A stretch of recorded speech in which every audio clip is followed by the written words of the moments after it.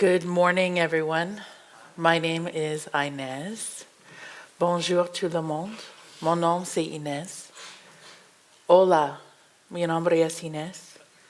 Marhaba, ana ismik Inez.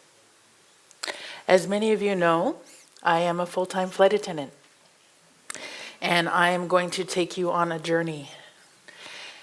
And this journey today is my personal journey. I am adopted. I am what's known as part of the 60 Scoop. This is a time when the government went into the Indigenous communities and took away the Indigenous kids and adopted them out to non-Indigenous families.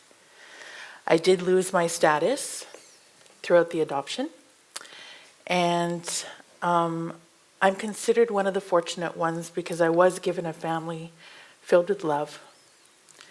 And there's a but. And the big but is that I knew that I was Native, but I didn't know what that meant. I had no idea what it meant to be Native. When I was in grade 2, my father got stationed up in Northwest Territories. So we moved up to Hay River. And I had seen these scary, drunk people in the ditch. And I asked my parents, who are these scary people in the ditch? And they said, they're Native. And I looked at my parents and I said, I'm not Native. And that was the end of it. It was the N-word. No one was allowed to call me Native. Even though I didn't know what it meant to be Native, I knew I didn't want any part of it.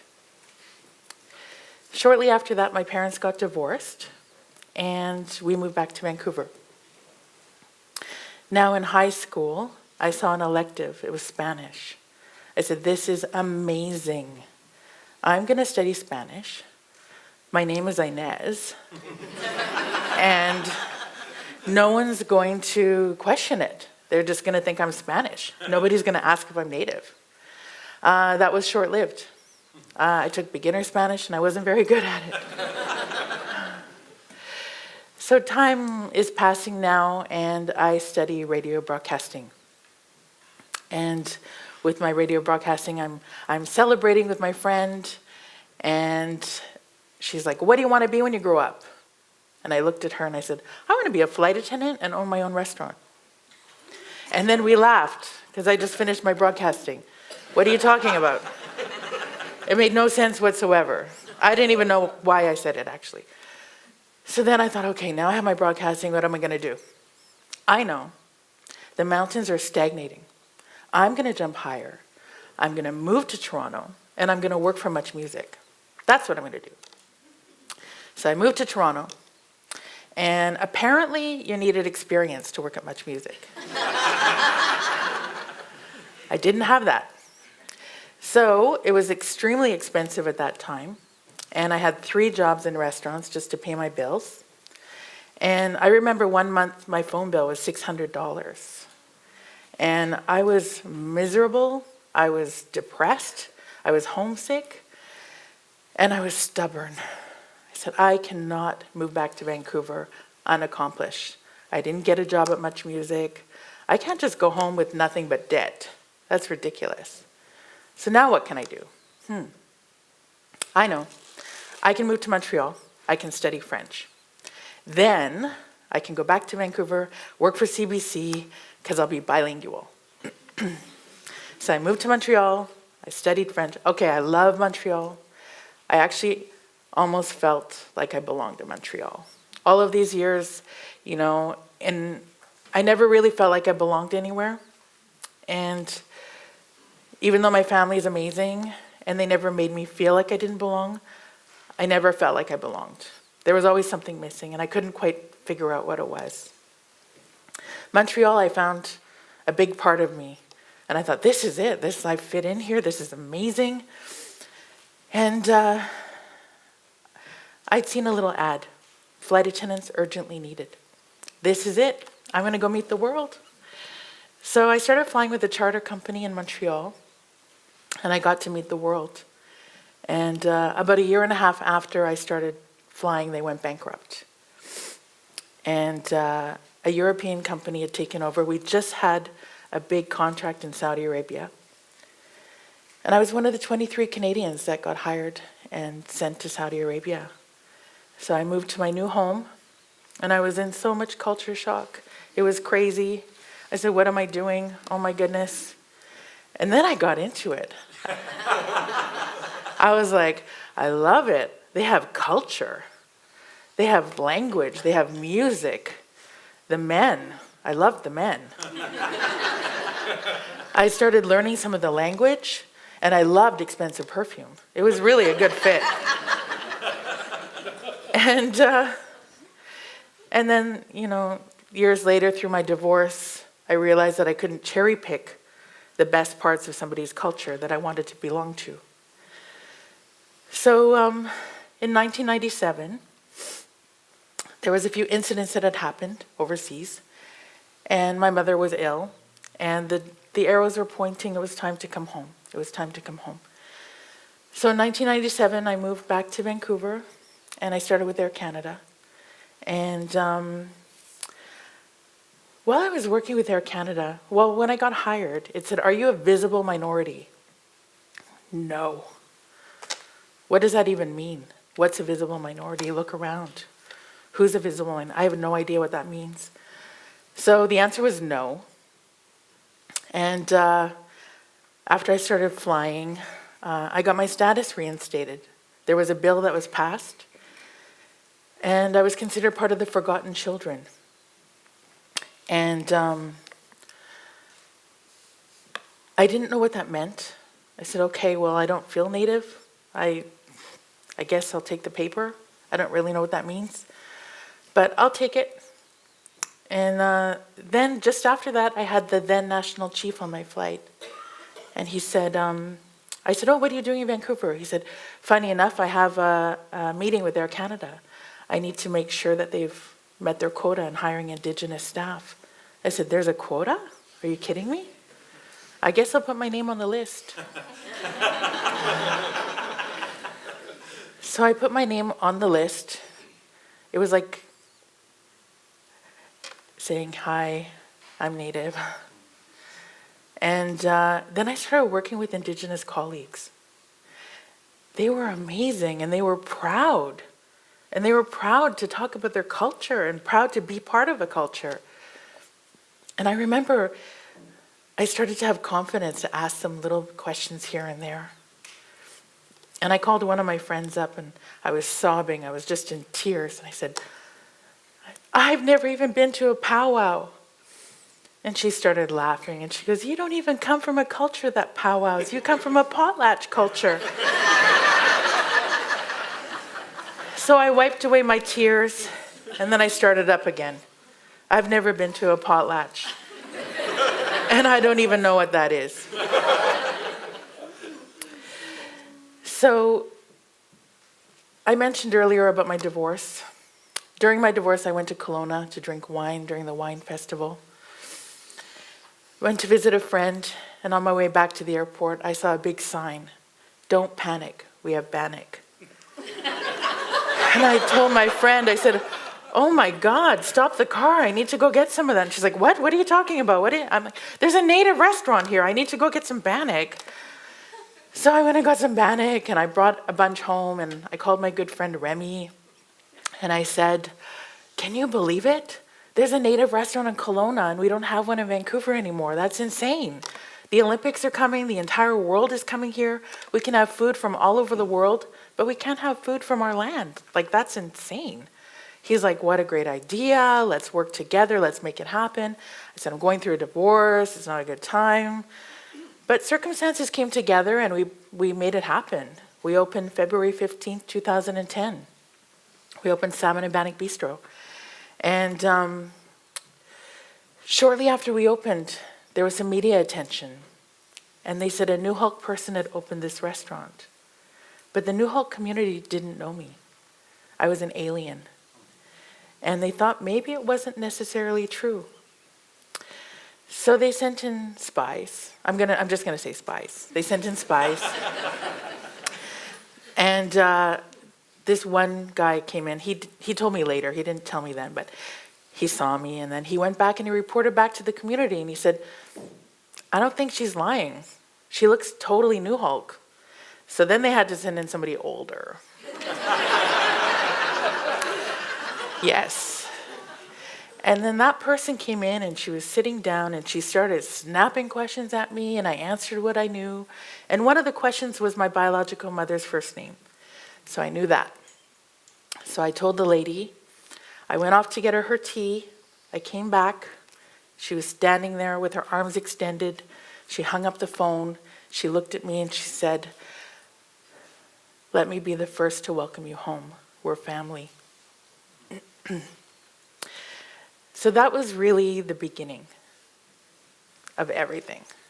That was the day that my world changed. Shortly after that, an uncle came in to the restaurant and he said, Inez, I promised your late mother I would find you. He gave a blessing to the restaurant. He gave me a big hug and he said, your name is going to be Manna. I said, okay. And I just smiled. It sounded kind of important. He passed away shortly after that. And I forgot to mention that in my adulthood, I did meet my biological sister. And we started a great friendship. She was adopted into another family, also part of the 60 Scoop. And so now a cousin, the chief of our family, comes to the restaurant. Inez, I need to speak with you. Uncle Donald told me that your name was going to be Manna. You need to be at the next family potlatch where you will receive your name. Okay. So I called my sister and I said, I'm not doing this alone. We are going together. So my sister and I, we went to Coola. We went to our first potlatch.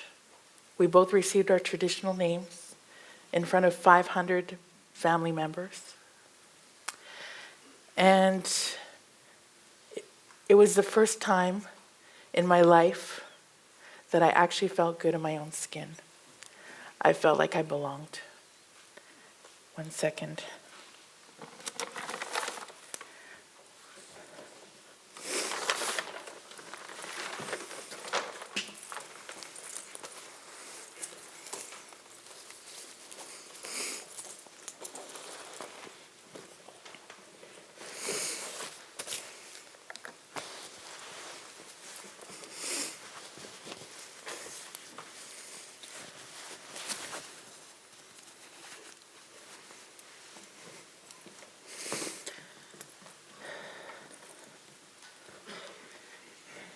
There was something I forgot to say. Yaos Madame Hooks, Ansla Inez, Ansla Manna.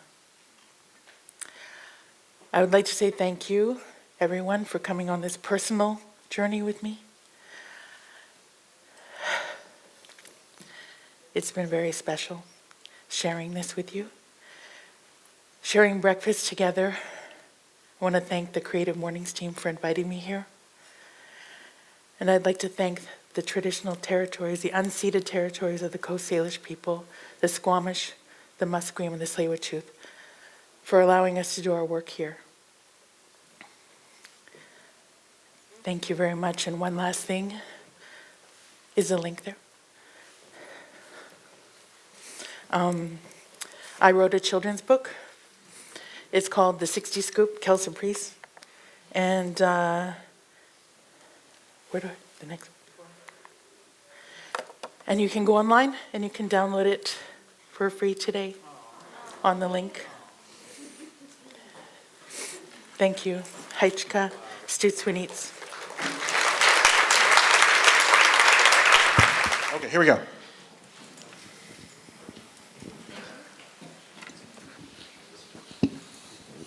Thank you, Inez. My name's Karen Zadinga, and I really appreciated your story. Thank you so much. Thank you. The question I have is about the journey now. So you went from not knowing where you were, who you were, what you were, to now being fully embraced by your community and to really feeling yourself. So what's changed in the world for you? How does that feel different? What do you do differently? I make jokes saying I'm a born-again native. I'm a little bit annoying at times. True.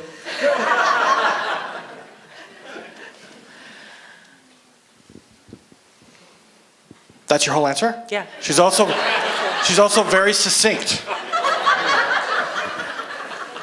Thank you for sharing your story. I was wondering, why were you kidnapped in Chad, and when you were married, did your partner support your identity? I'm also doing Grandparents Film Festival, and one of the films I saw about children's sculpt is Birth of a Family, where 4 siblings meet after 35 years. I hope everybody will watch that film. It's online, Birth of a Family. So I was held hostage in Chad when I worked for that European company in Saudi Arabia. It was an Icelandic airline, and it was a time that Iceland was going bankrupt, and they were having a lot of challenges financially. So all of the non-Icelandic staff had to be laid off. And I was in love, and I didn't want to leave my love in Saudi Arabia. So I went and found myself a job with a private sheikh in a private airline. And basically in Saudi Arabia, if you have a traffic violation, you can be put in prison. And you can rot in prison until there's enough people from your country to fill up an aircraft to send you home. So, I mean, if it was a serious crime, we know that they do other things besides prison. So it was menial crimes that these people were in prison. So this sheikh reached out to different African countries, small countries, and offered to bring their people home. So we were bringing these people on a 737 from prison back to Chad, and we were told, don't bring anything with you. We don't know how, I mean, it wasn't a big crime that they've committed, but we don't know how they've been treated in prison. So just bring your passport. We're just going to go drop them off in N'Djamena, and then we're going to turn around and come back. So I said, okay, fine. So when we landed in N'Djamena, the authorities met the aircraft, and they spoke French, and I speak French. So they said, get off the plane, go to the hotel. There's no fuel here. We're waiting for it to come by truck from Cameroon. So we laughed and went to the hotel and thought it was pretty funny. And anyways, it ended up that they were actually had an issue with the owner of the airline, the private sheikh, and it was something political, I guess. I never really found out all the reasoning behind it, but the Canadian embassy helped get me out 52 days later. And there's some pretty funny stories that happened, but we don't have enough time today.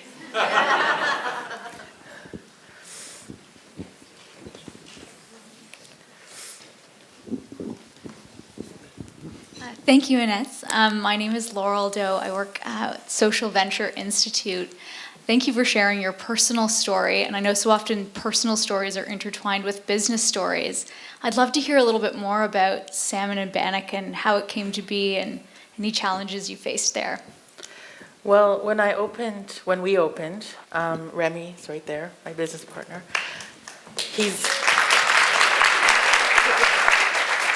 He's retiring from the business, so I'm going to be buying him out. So, but when we opened, I still didn't feel native at that point, even though I signed on the dotted line, and I wanted it to be authentic. So I went to local communities and I hired local Indigenous staff. And I've been learning every single day, and I continue to learn every single day. All of our staff is Indigenous from different areas, and I've kept the hiring to Indigenous staff. I mean, we're the only show in town, so it's important to stay authentic and hire Indigenous people. It's challenging. My hiring pool is smaller, and staying true and getting some of the ingredients is challenging. Funny enough, we're not allowed to serve a lot of our Indigenous foods. So, But you do anyway sometimes. yeah, well, we've come up with a way. A creative I book. highly recommend you make a reservation right away. Next question. Inez, one of the things about Salmon Bannock is the wonderful art that is on the walls. Would you talk about that? Well, And most where of it you is get in your walls now. Only one, although it's a big one. No, two, that's right. But a very large owl. We like supporting up-and-coming artists and sell the art. So you can have a beautiful dinner and look at the beautiful art. And it keeps things fresh as well, because a lot of the art gets sold.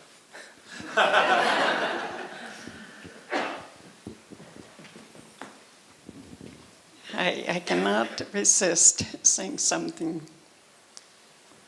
Don't make me cry, Lily.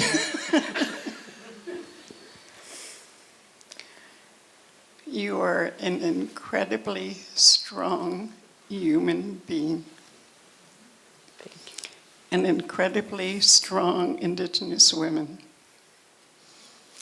And your story is absolutely amazing. The courage, that inner strength that you have is absolutely amazing. And I admire you so much for embracing your Indigenous side. Sinuhalk, your family, the friends like Harlan and Paula, all the people who support you. You are a gem. You're a national gem for our community in the 60s. And I love you so much for standing proud with so much dignity and strength. Thank you. Love you. Thank you.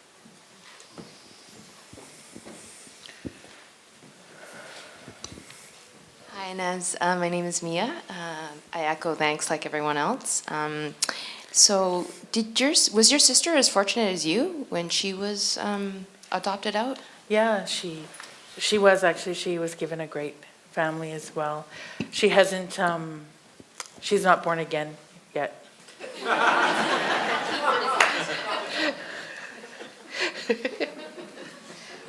I have a question for the audience. How many people in the room have been to a potlatch? Wow, okay, that's more than I thought. You have a question?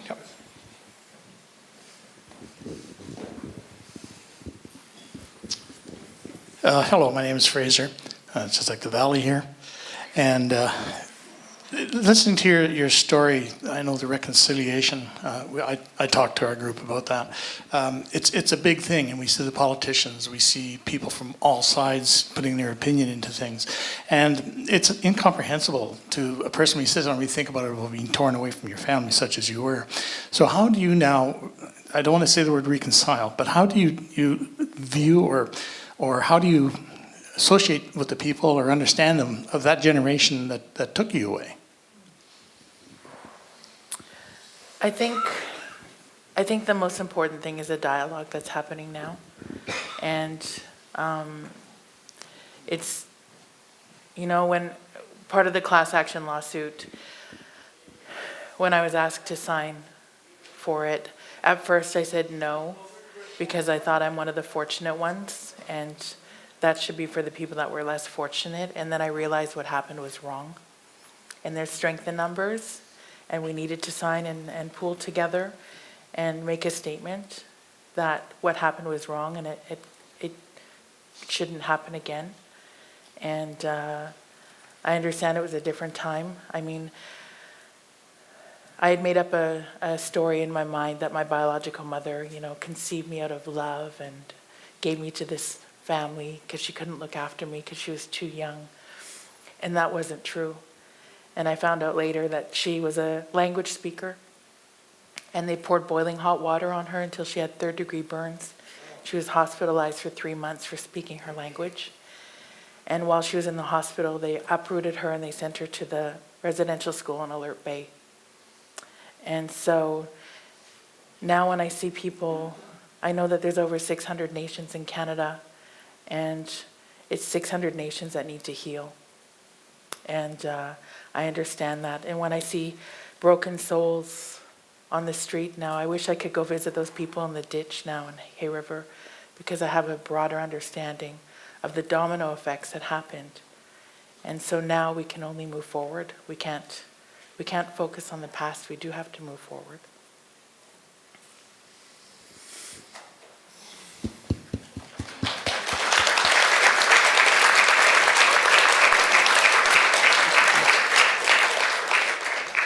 Oh, yeah, sure. Thank you very much for your touching story, and my fondest wish right now is to come and see you at your restaurant, as I'm sure many, many people will. And thanks again. Thank you. It's delicious. Can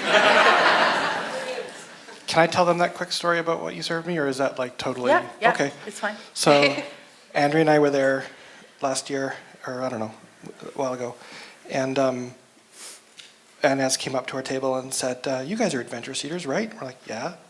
Can I serve you something that's totally indigenous that I'm pretty sure you've never had before? And, you know, really? That I've never had before? She goes, you guess what it is. So she brings this beautiful dish, gorgeous presentation. It was a protein, it was a red meat of some sort. And we were thinking, is it elk? No. Is it buffalo? No.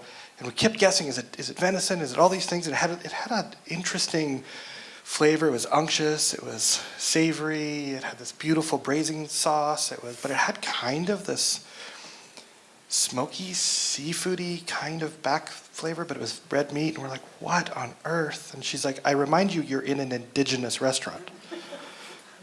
Not an indigenous themed or style restaurant, an indigenous restaurant. It was sea lion. Smoked sea lion. It is unbelievable. And all y'all white people can't get it. We're not allowed to hunt sea lion. So, Inez cooked, ladies and gentlemen.